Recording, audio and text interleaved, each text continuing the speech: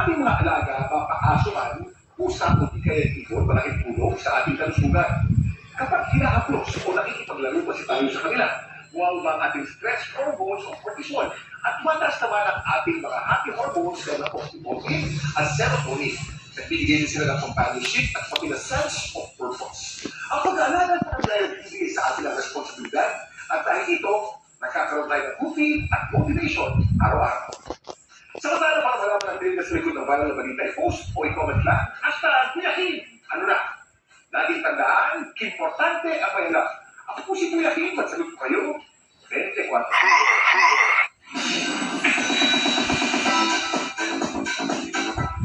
Mabilis na tsikahan para updated sa showbiz happening. Maling Montenegro is now a certified and a guaranteed takiyak ina.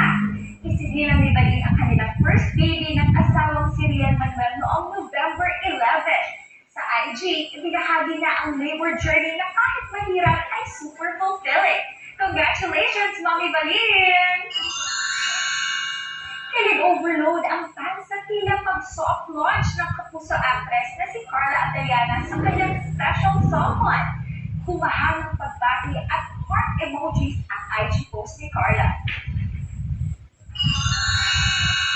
Oscar is no longer Mission Impossible. Ginawaran ng honorary Oscars ang Hollywood action star na si Tom Cruise sa Governor Awards. Ito ang kauna-unahang Oscars nito matapos ang 4 nominations. Nagbigay ng mensahe ng paghanga at pagkilala kay Tom ang mga nakatrabaho niya sa industriya sa loob ng 45 years. Para kay Tom, isang misyon ang paggawa ng pelikula at hindi lang basta trabaho na bahagi ng kanyang pagkatao at patuloy niyang itatapos.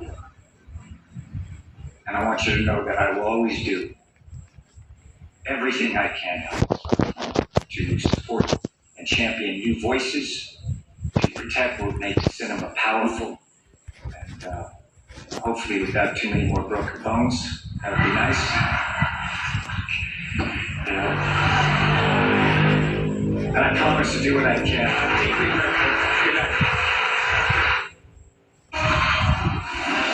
Up next, dayuhin natin ang Mara Enchanted Garden na Christmas pasyalan na eco-friendly rin.